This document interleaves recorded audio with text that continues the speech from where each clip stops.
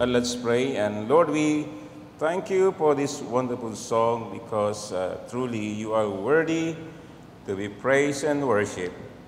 Sa iyo lang ang papuri, Panginoon, aming manlilikha, aming dakilang taga-supply ng lahat ng aming mga pangailangan sa katawan man at sa kaluluwa, temporary and eternal.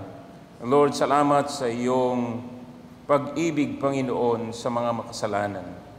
In sending your only begotten Son, the Lord Jesus Christ. There is hope in this world for every sinner who humble themselves before you. Muli dalangin namin ang iyong presence sa aming kalagitnaan, and we cry to you, forgive us of all our sins, and bless us according to the riches of your grace and mercies. Salamat sa iyong redemption, salvation to the uttermost. Ngayon po ay pagpalain mo ang araw mo, Panginoon, even the beginning of this day, in this study of your word. It is our prayer that your name only be exalted and glorified. Bless your servant today. In Jesus' name we pray. Amen. Please be seated. Ang ating pong tagapagturo para sa mga hindi at bago ay pastor po ng Grace Baptist Church for more than 40 years and principal of our Grace Ministry Academy and conference speaker in many parts of our countries and our regular conferences here in Cubao. So, Pastor Noel Espinosa. Okay, magandang umaga po sa inyong lahat. At sa darating na Biyernes, siguro alam ng marami sa inyo, is the 508th anniversary of the Reformation event. Ang isang gusto kong pag-aralan natin ay, why should that concern us? Why should something that happened more than 500 years ago still matter today in the 21st century? And I'd like to make a very important point that I hope will challenge us why we still need to be very zealous in the cause of Reformation. Isang slogan na ginawa sa Reformation sa Latin ay Ecclesia Reformata Semper Reformanda, nang ibig sabihin, a Reformed Church is always reforming. Reformation is never finished until Christ comes again. So itong Reformation ay nangyari at nagsimula when Martin Luther nailed this 95 Theses on his church door. He was an Augustinian monk or priest, and because of the selling of indulgences na pinromote mismo ng Pope, ay hindi niya mapigilan ang kanyang sarili na hamunin ito. Indulgences were certificates that assured those who bought those certificates of liberation from purgatory of their relatives. Siguro hindi tayo masyadong it does not resonate with us, but you go back to the medieval age when longevity, yung buhay ng tao on the average was in his 40s. So you died early and you took seriously the reality that you might end up in purgatory. And so you take seriously also your duty for your dead relatives, that they may be liberated from purgatory. And so you expect them that when it is your time to die and be in purgatory, ay sila naman ang maggagawa ng paraan para makalaya ka sa purgatory. So that was the immediate cause of Martin Luther nailing the 95 Theses. Now let me just explain, there was nothing extraordinary in those days that someone would post on a door sa church or some other public places something for public talk. If Martin Luther were to do it today, he will post on Facebook or on social media. But back then, walang ganyan. Kaya sa church door niya, yung 95 Theses ang kanyang pinost, and it circulated very fast in all of Europe. In just 2 weeks, it reached the Pope in Rome, and that is, as we shall say, the rest was history. Pero ang tanong natin ngayon ay, mahalaga pa ba yan ngayon? And fast forward almost 500 years, October 31, 2016, that's 1 year before the 500th anniversary ng Reformation, Pope Francis and the General Secretary of the Lutheran World Federation, Martin Junge, embraced in unity. So imagine the reversal from the time that Martin Luther posted the 95 Theses leading to his excommunication later in 1521, and then the division between Roman Catholics and what were called Protestants or Evangelicals. And then 500 years later, parang binaliwala na ang mga bagay na yan. And then studies show how ignorant people are, even those who claim to be evangelicals. In a Pew Research survey of American religious knowledge, only 53% of U.S. Protestants, or rather 53% of U.S. Protestants could not identify Martin Luther as the one who started the Reformation. Hindi nila kilala si Martin Luther. Alam nyo, meron ako many years ago a student who I asked to report about Martin Luther, and he reported about Martin Luther King. Sinabi niya, si Martin Luther, siya yung leader ng civil rights movement, and nagbigay ng magandang speech na I have a dream. Kaya ang sabi ko sa kanya ay, alam ko nag-research ka, but I have a dream that GMA will be composed of people serious about history. Pero ganyan ang ignorance ngayon ng mga tao sa Reformation. Then, fewer than 3 in 10 white evangelicals, again, this is in America, correctly identified sola fide as a Protestant distinctive. Now, the sola fide is what is called the material principle of the Reformation, and less than 3 of 10, that's less than 30% of evangelicals ay alam ang sola fide. So we are on a level, a very low level of knowledge of the Reformation, and no wonder that people do not understand the significance of the Reformation and continuing challenge to us na magpatuloy ang reformasyon. So, I want to begin with this text, which, if you remember, in my last preaching, I used as my text in 1 Timothy 6, 20 and 21. O Timothy, guard what was committed to your trust, avoiding the profane and idle babblings and contradictions of what is falsely called knowledge. By professing it, some have strayed concerning the faith.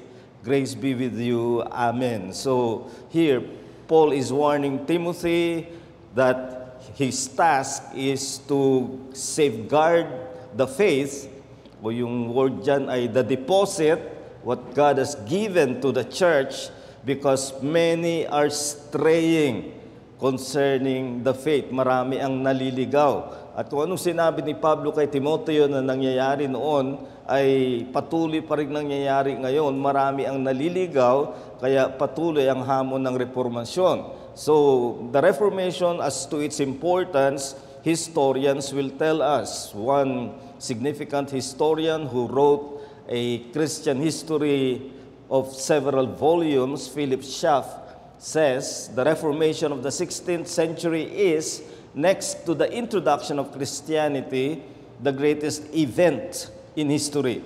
It marks the end of the Middle Ages and the beginning of modern times. Starting from religion, it gave, directly or indirectly, a mighty impulse to every forward movement and made Protestantism the chief propelling force in the history of modern civilization. So malaki yung kanyang, mabigat yung kanyang mga pananalita tungkol sa kahalagahan ng reformasyon.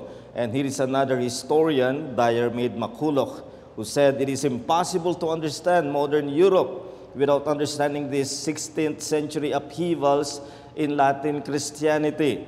They represented the greatest fault line to appear in Christian culture since the Latin and Greek halves of the Roman Empire went their separate ways 1,000 years before." He's referring to the great schism of 1054 that separated the Eastern Orthodox Church from the Roman Catholic Church.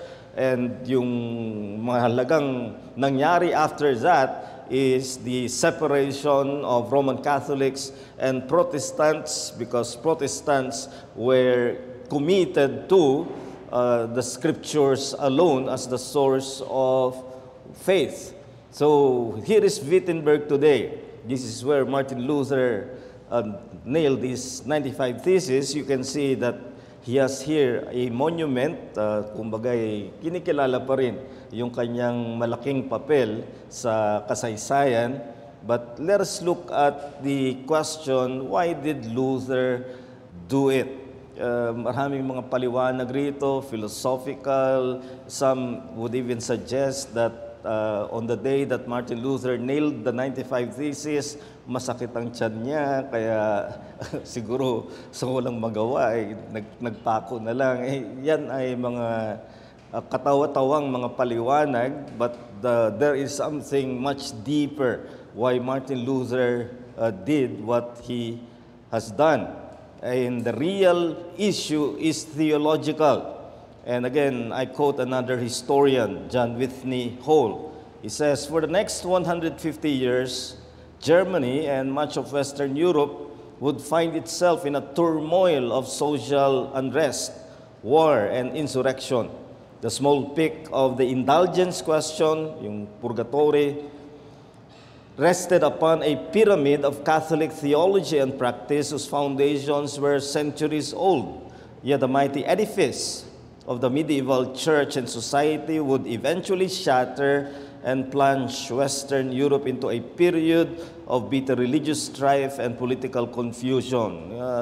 In simple terms, ang sinasabi niya, parang dulo lang ng pyramid. Alam niyo yung pyramid ay may maliit na dulo, pero ang sa ilalim niya ay mas malaki. So the indulgence question is just the top of the pyramid, but beneath that are very important issues of a theological nature. So, ang isa pang historian, Matthew Barrett, says, "Most fundamentally, the Reformation was a theological movement caused by doctrinal concerns.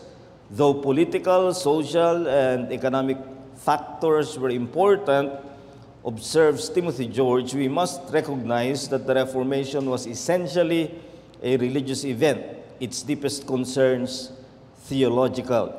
What this means then is that we must be concerned with the theological self-understanding of the Reformers. So may mga historians kasi na ang paliwanag nila sa kung bakit nangyari ang Reformation ay economic, may mga daing ang mga tao dahil sa mga buwis na sinisingil ng Roma, ng Roman Catholic Church. Ang iba naman ay political, may pag-aaway ang Germany at iba pang mga bansa. At may mga ganyang paliwanag. We're not dismissing the factors that they played in the Reformation, but as this historian tells us, the real issue was doctrinal. The real issue was theological. As a matter of fact, before Martin Luther, there were other attempts to reform the church from the economic, political, and other factors, but they did not prosper. But when Martin Luther touched the issue of doctrine, the issue of theology, that's when the church shattered. So sa mga katuwid, napakahalaga na mga usapin ng reformasyon ay doctrinal. When we are seeking to reform other churches, when we are seeking to advance reformation, we must understand that the issue primarily is theological. So what is the relevance of the theological issues of the Reformation to the 21st century? May iba-ibang posisyon dito ang mga analysts and historians. May mga nagsasabi that the Reformation was a mistake. Hindi dapat nangyari ang Reformation.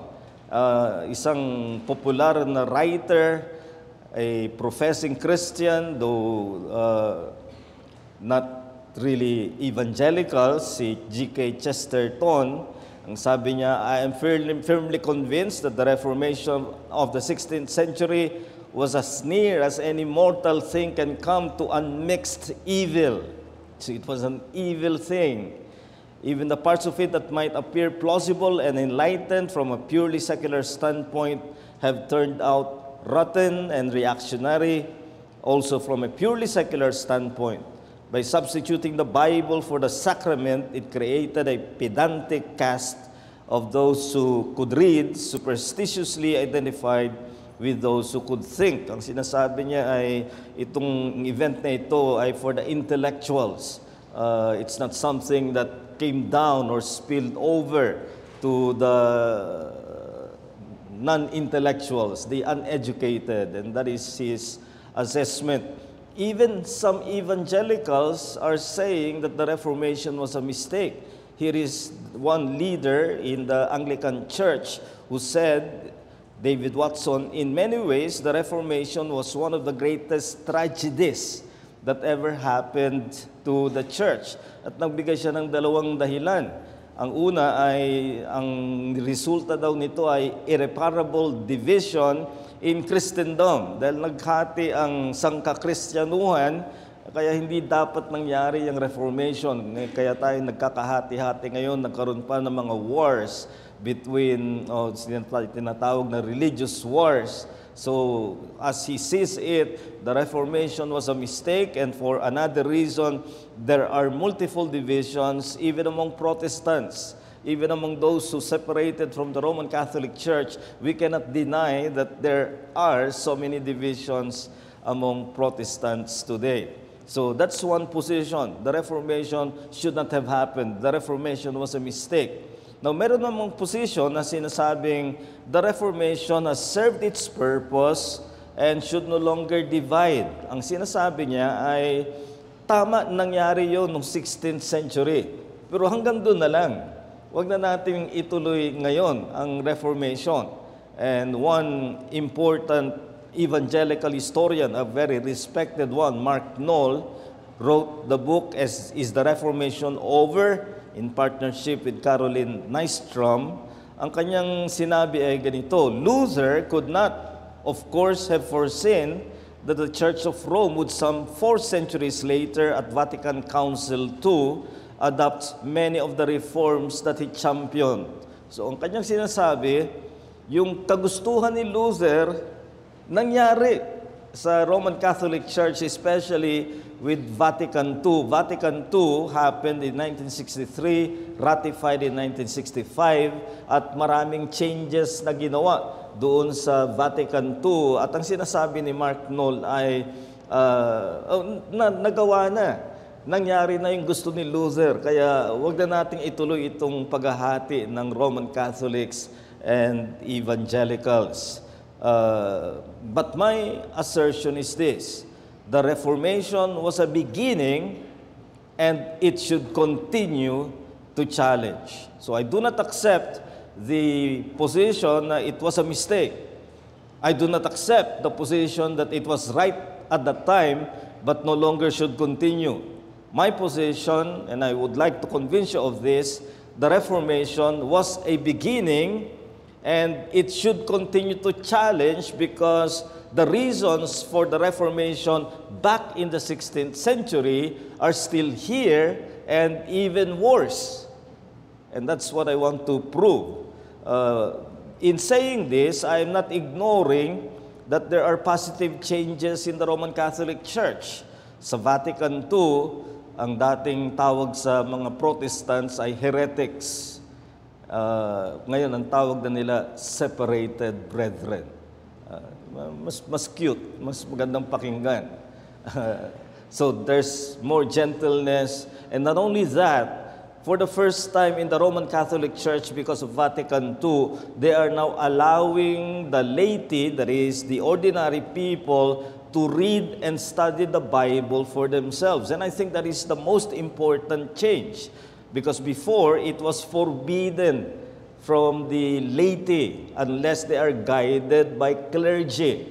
So ngayon, pinapahintulot na nila, and we rejoice in that because we believe in the power of God's Word, that someone reading it may just be enlightened by the Holy Spirit and then come to a realization of the truth. It has happened. There are testimonies who, by their own study of scriptures, have come to the truth of the gospel. So, hindi natin sinasantabi na may mga pagbabago sa Roman Catholic Church. And also, we are not blinding ourselves to the flaws of the Reformers. The Reformers were children of their time. At may makikita at makikita kang mga kamalian nila. The animosity of Martin Luther towards Jews, that's something that cannot be ignored. Although he did not actually persecute them, centuries later, somebody would take Martin Luther seriously in his hatred of the Jews. Guess who? Adolf Hitler. So, may mga mali. Even John Calvin and everyone else. And by the way, who doesn't have any of these flaws? All of us do. Tama yung sinabi ng isang evangelical reformed historian, Nick Needham, no one entirely transcends his culture. It would be an arrogant and romantic delusion of sinless perfection that thought so. And in many ways, the Protestant reformers were profoundly people of their own times, as we are of ours. We shouldn't expect perfection in them any more than a future generation will discover perfection in us. Yung point niya ay, one day, you and I will be history kung malagay man ang pangalan natin sa history, which is unlikely, but malagay man ang pangalan natin sa history at babasahin ng future generation, they will not expect perfection in us. So for our part, as we are reading these names in history, we are not expecting perfection in them. But why should Reformation continue? Because Reformation is still needed in the Roman Catholic Church. That's one. The Roman Catholic Church is still essentially and doctrinally holding to Trent theology. Alam niyo, pinaka-komprehensibo na definition ng Catholic theology ay nangyari because of the Reformation. In answer to the Reformation, the Roman Catholic Church began a series of meetings collectively known as the Council of Trent. At ginanap ito ng ilang taon at dito binigay ang pinaka-comprehensive definition of Catholic theology. And as a matter of fact, Vatican II clearly and explicitly asserts that it is continuing the tradition and theology of Trent. Trent is the 20th Ecumenical Council. Vatican II is the 21st. Kaya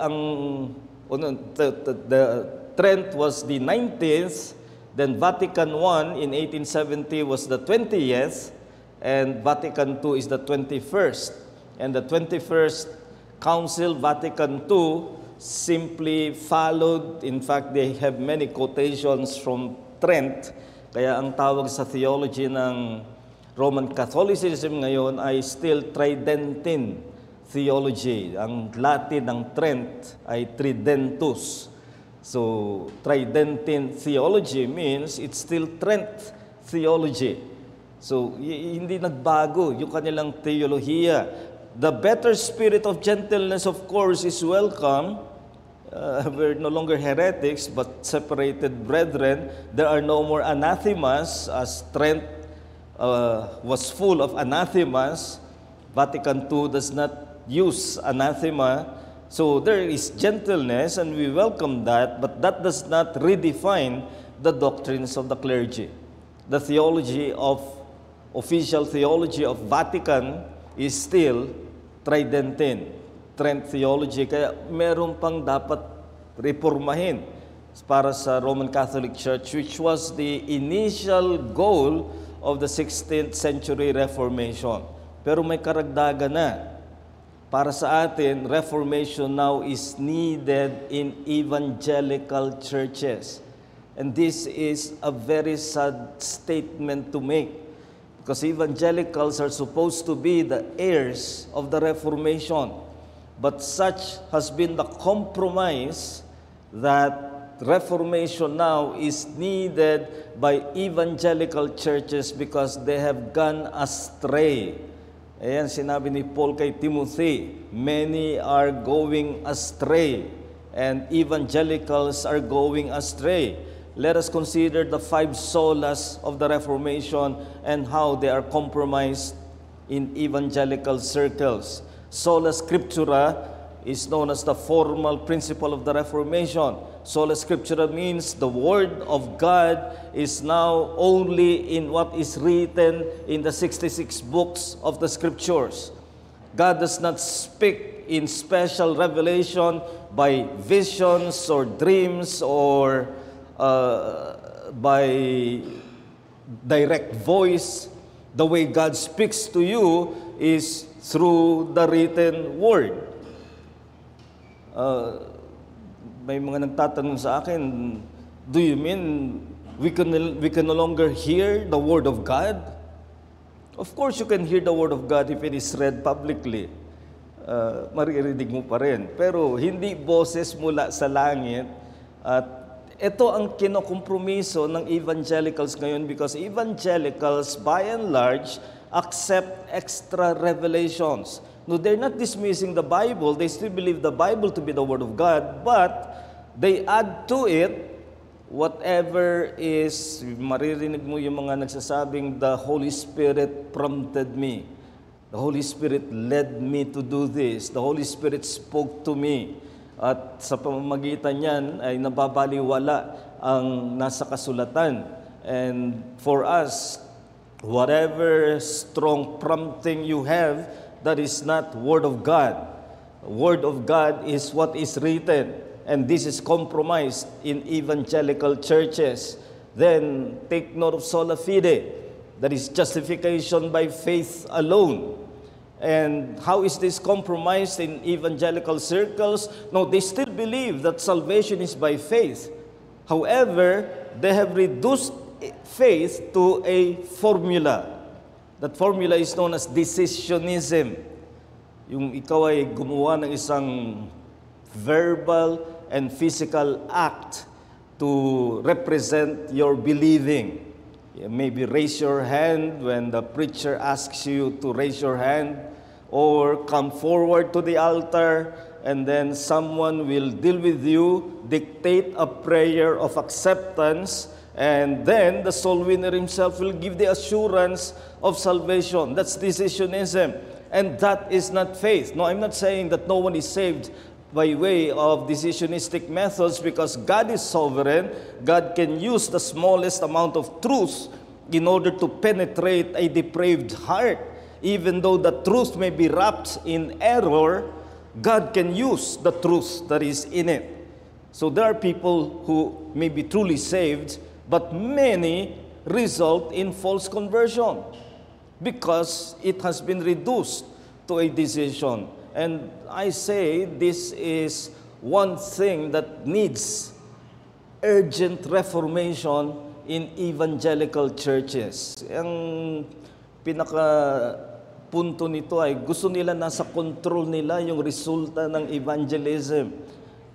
Masabi nila, ganito karami ang nagdesisyon, ganito karami ang nag-sinner's prayer, and they can say that by their own effort ay nagawa nila yung mga resulta na nangyayari sa kanilang evangelistic activities, and that is a compromise of sola fide that points you to Christ alone, not to your decision.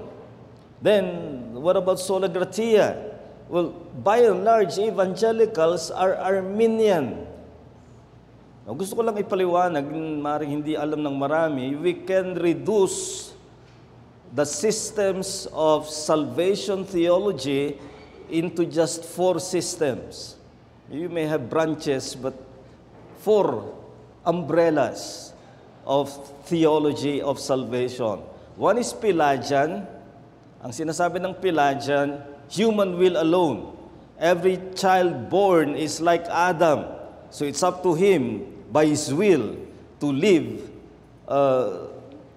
in righteousness. But the fact is, no one has. There is none righteous, no, not one. So, yan yung Pelagian. Iniba yan ng semi-Pelagian. Ang sabi ng semi-Pelagian, bakit walang grace? So, lagyan natin ng grace. Kaya sa semi-Pelagian, human will plus grace.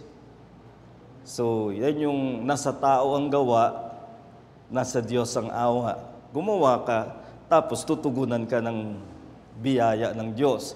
That's semi-Pelagianism. Sumagot naman ng Arminianism, yan ang ikatlo. Arminianism, may sinasabi nila, bakit hinuli mo yung grace? Unahin mo yung grace. So, sa Arminianism, divine grace plus human will. So, maririnig mo sa kanila, God has done everything. Now, it is up to you. Kumplituhin mo kung anong sinimulan ng Diyos. Binigyan ka na ng biyaya, binigyan ka ng kanyang anak na si Kristo, pero kailangan niya, hinihintay niya na ikaw ay gumawa ng sarili mong kalooban. So, there you have Arminianism. And the fourth is Reformed theology, which says divine grace alone. From beginning to end and everything between, it is by divine grace. Yan ang sola gratia. Pero sa maraming evangelicals ngayon, ang paniwala nila ng salvation by grace is only in contrast with salvation by works. Basta masabi nilang, I do not believe in salvation by works. Sa kanila, yun na ang salvation by grace. But grace is so much deeper in biblical teaching and in Reformation theology. This is a very compromised doctrine in evangelical circles. And then the fourth is solus Christus, Christ alone. And the tragedy of today is the same as Luther said in one of the theses ng 95 thesis, I think it's thesis number 93, ay sinabi niya, that is the clergy of the Roman Catholic Church, they say cross, cross, when there is no cross. He may mean they have the sign of the cross, but there is no real focus on what Christ has done as crucified. Hindi na central ang cross. And this, may I say, is what's happening in many evangelical churches today. What you expect and what people expect when they attend church is to have a message of encouragement, of inspiration, of success, but no preaching of the cross and no conviction of sin that drives them to the cross of Christ. It's a compromised truth. And finally, Soli Deo Gloria, to the glory of God alone, and this puts the question on the kind of worship that is done in churches today. And worship is characterized by man-centered entertainment atmosphere. So people come to church and expect entertainment. They want a preacher who's good in joking, in anecdotes, and when you hear preachers today, if you're a seasoned preacher in terms of your ministry, you can tell that this preacher has prepared his punchline well. so that the joke may be effective, or perhaps a dramatic anecdote calculated to bring people to tears. But he has not prepared his text. He has no word from God. And people go home saying, I was blessed. But he was not fed. Why? Because there is no focus on the glory of God in worship. So what happens is, in order to make people awake in worship, you need bands. Make it music saturated. And bring in the dramas and everything else, rather than simple worship that is centered on God through Christ and oriented to the Word of God. These are the solas of the Reformation in the 16th century, and if this was compromised by the Roman Catholic Church then, it is still compromised today in the Roman Catholic Church, but sadly, it is also compromised in evangelical churches. For that reason, I maintain that the Reformation of the 16th century was a beginning that should continue to our day. So, as I come to this closing of my brief address, this is what John Calvin said of what should be most important in the church. He said, the excellence of the church does not consist in multitude, or translate in our time, does not consist in a mega church, not consist in numbers, but in purity. Purity of the word, purity of doctrine, purity of life, purity of the membership in the church. And to go back to the main slogan of the Reformation, Justificatio Articulus Tantis Vel Cadentes Ecclesiae, meaning justification is the article of a standing or falling church. So not numbers, not popularity, definitely not politics. And this is one epidemic in our time. Churches are so immersed, I'll say intoxicated with politics. Why? Because they have lost the message of the gospel, which is by faith alone. And we need to return to that message. We need to return to the centrality of the gospel. So just final reflections. First, in any lasting reform, there must be the foundation of doctrines and not mere morals. As I've said, before Martin Luther, there were attempts at reforms, moral reforms in the church. Savonarola in Florence and others have attempted reforms, but they did not prosper until Martin Luther put his finger on the real wound and cancer of the church. That is a compromised doctrine. If we want reforms, and we are seeking reforms, we need to bring these reforms on matters of doctrines. No, I'm not here suggesting that we become academic and coldly intellectual. And that is a false concept of doctrine. Doctrine gives you the armory you need for the war of dealing with sin, dealing with compromise, dealing with decisions in the world. When you are on the crossroad of life, where several paths are before you and you do not know which one to take, what will give you wisdom is not that inspiring song or concert you heard. It's not a joke that the preacher has given a very good punchline of. What will give you wisdom is that what many feel to be boring doctrine, but when that doctrine penetrates your heart, that's what wisdom is.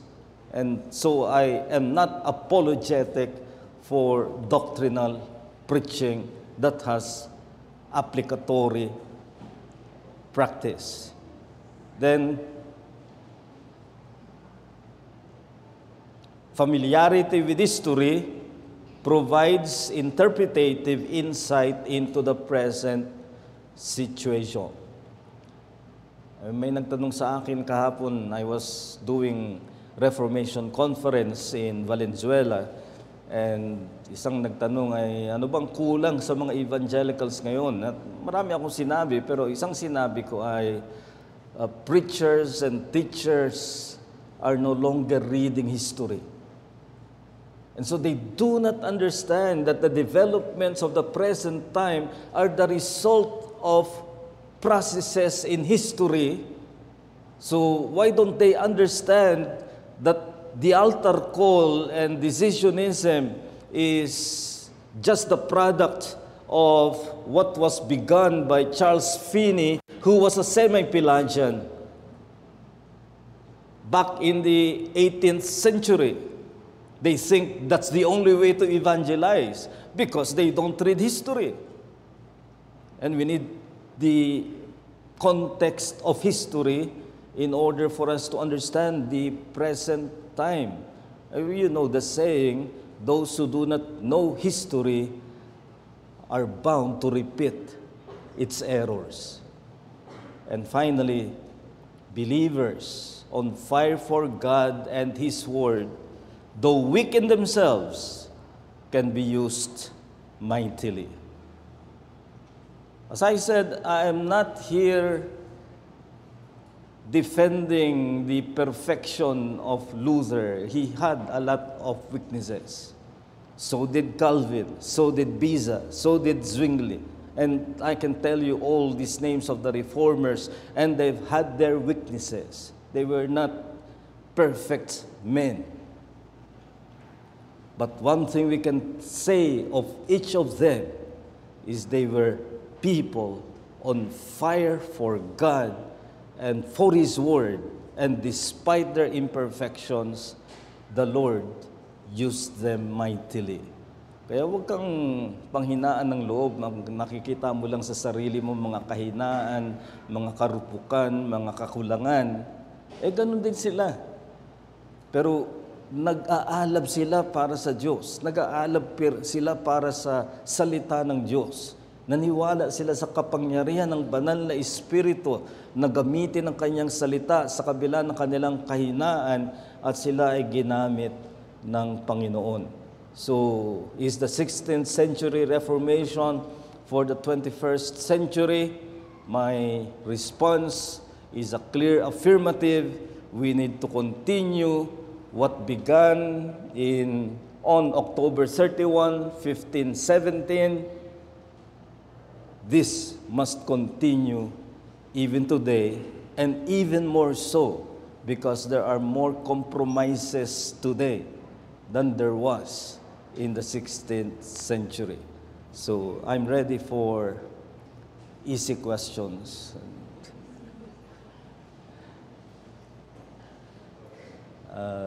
Sir Mars. Umaga, Pastor. Ano po sa palagay ninyo ang mas madaling kaparaanan na gawin ng mga iglesyang reform, lalo na ang CRBC na tinatawag nating First Reformed Church sa Pilipinas, upang mapagpatuloy natin ang reformation na ginawa ng ating mga reformer? Ano po sa palagay niyo yung mga tools at mga ministry ang nakikita ninyo dapat itatag ng iglesyang ito upang hindi lang lumawak tayo sa reformation, kundi matulungan ang iglesia na lumago sa kabanalan? Okay, salamat, pero hindi ko mapapangunahan ng mga elders, officers, and members ng CRBC. Mga 2 buwan pa bago ako maging bahagi, sana, ng CRBC. But every church, and I'm not just referring to CRBC, every church must do what it has available in order to advance Reformation, conferences, print materials, and people who are zealous in influencing the leaders of churches and even members of churches through many available means today. Tandaan natin, in the time of Martin Luther, it was only by way of print and preaching that they did it, because bagong technology noon ang printing press. Inabot pa ng 2 weeks, napakabilis na noon. 2 weeks nakarating sa Rome ang 95 Theses. Tayo, by a click of a mouse, posting, you go to the whole world. So marami tayong kaparaanan ngayon para ikalat ang katotohanan, at bawat iglesia dapat tanggapin, especially every Reformed Baptist Church, and CRBC being the first Reformed Baptist Church, we're the second, ay dapat na magpakasigasig na ikalat ang reformasyon sa panlabas at gayon din sa panloob. Pastor, actually, ni-research ko po kagabi yung 3 iglesia na merong magandang website na pwedeng tularan ng mga iglesia. At natutuwa ako, nakita ko, isa po yung church niyo sa Los Baños. Salamat po. Meron kami mga talented people sa cyber technology, so ginagamit po namin yan. At magandang gamitin ng mga iglesia yon. There are people who have come to our church because they searched and they found our website, and some of them became members. At I'm sure nangyayari din sa CRBC. Yes. Thank you po, Pastor Noel. Surely easy question lang po ito. If you're just an ordinary member of a Reformed church, how can you contribute to Reformation? May example po ako. What to do if, for example, in a Reformed churches, may mga wake or funeral service where a new preacher is usually sent to preach as his exposure and practice. And that new preacher preached a message that is clearly not Christ-centered, and no gospel was preached.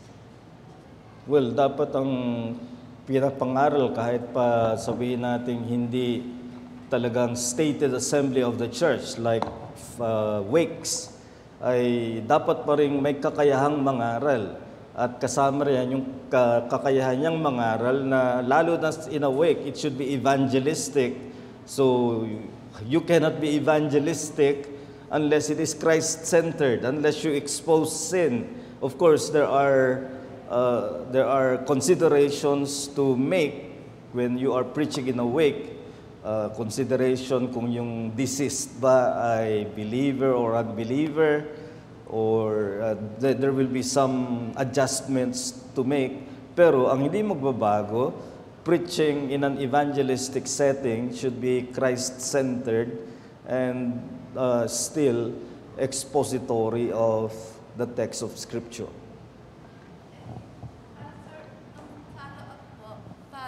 If you are there and you heard that, so ano yung pwede mong gawin for that preacher to or for your church sending that preacher?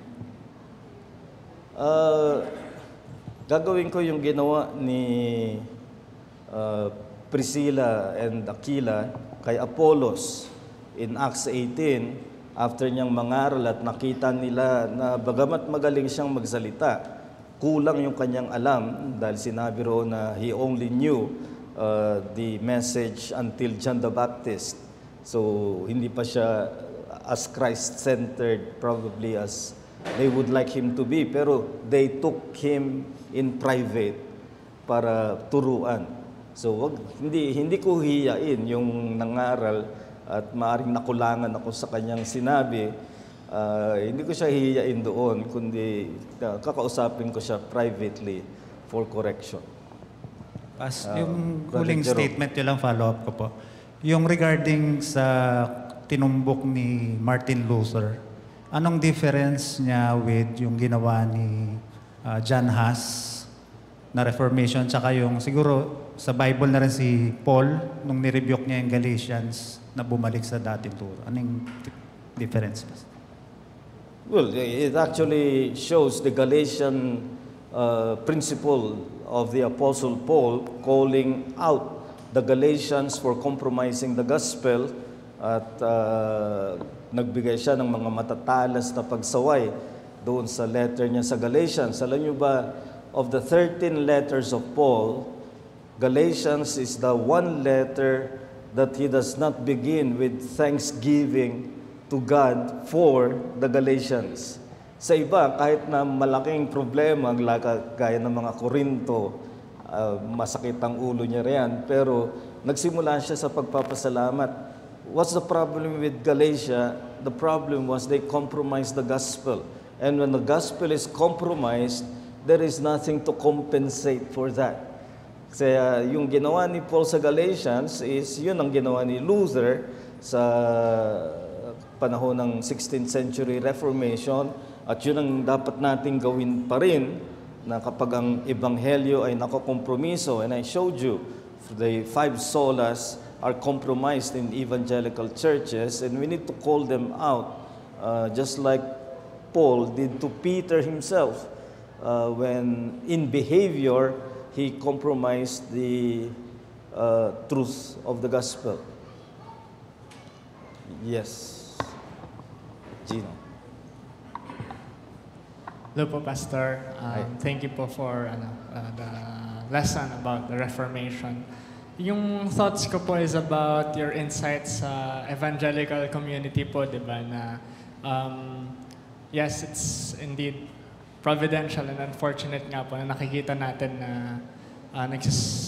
na lumalayo na sila sa 5 solas, being faithful to what the Reformation stands for. Yung iniisip ko pong question, Pastor, is do you think it's wise to encourage both the ordinary members or even yung mga nagpipreach po to reach out to their evangelical friends and have public or even mga dialogues about the doctrines that they hold to?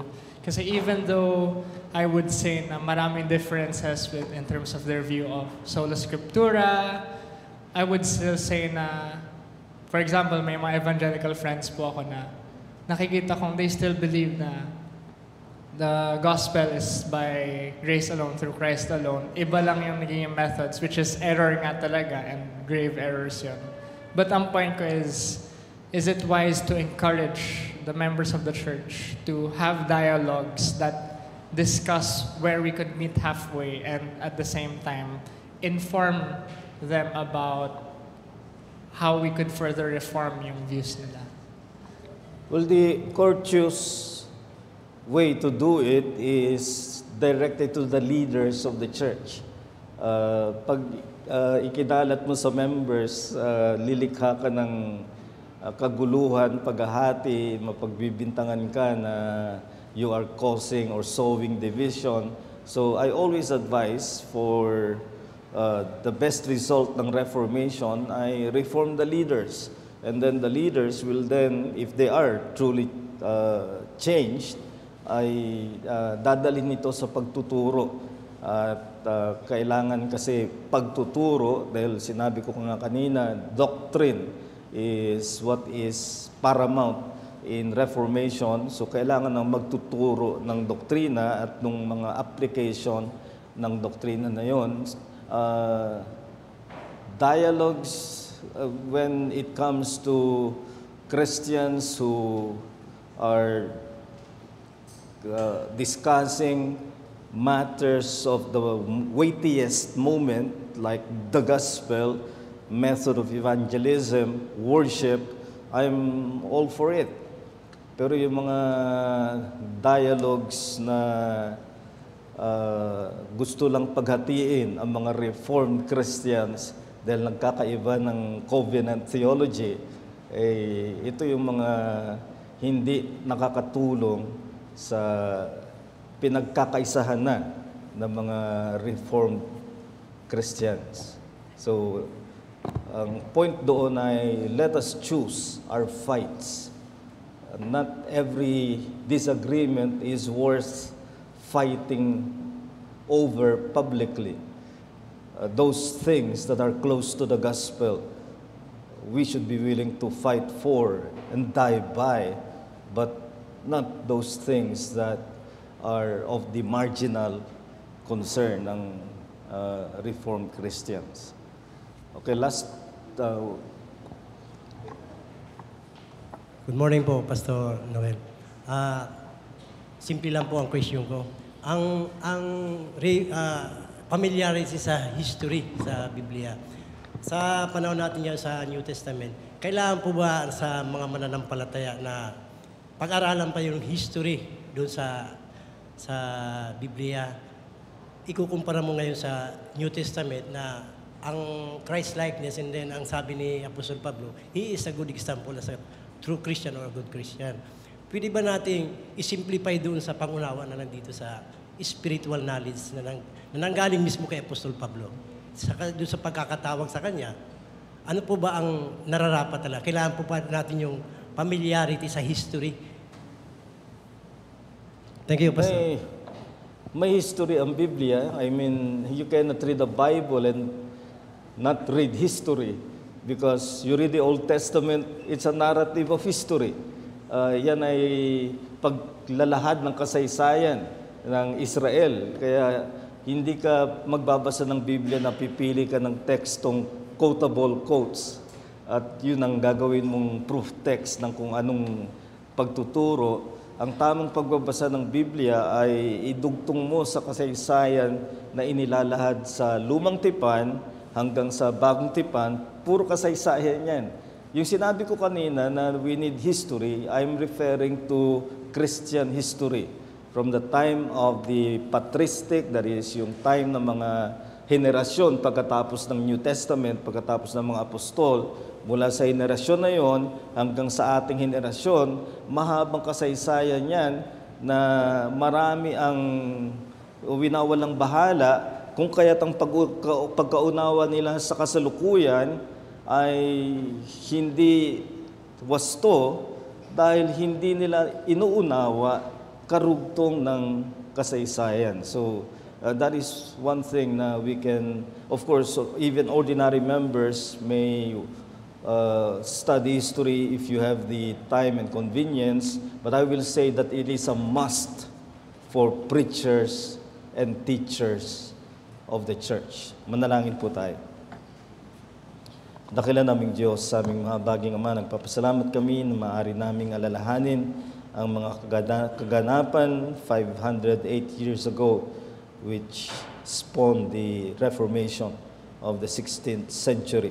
At pagamat marami ang tumatanggi na rito na isang kamalian o isang natapos na pangyayari, naway tumindig kami sa katotohanan na kailangan pa ang patuloy na reformasyon sa aming panahon, hindi lamang sa simbahang Katoliko, kundi sa maraming evangelical churches na kinukompromiso ang mga solas na itinaguyod sa panahon ng reformasyon. Gamitin mo ang iglesyang ito at ang iba pang mga iglesyang humahawak sa Reformed theology na magkaisa at magsama-sama sa pagsulong ng usapin ng reformasyon at para ito sa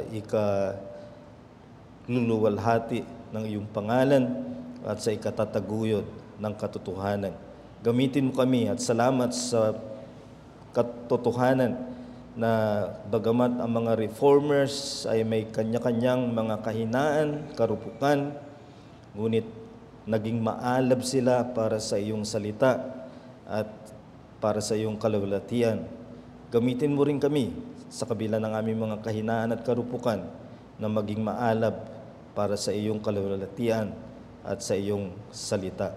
Sa iyo namin ipinagkakatiwala ang lahat ng ito sa pangalan ng Panginoong Hesukristo. Amen.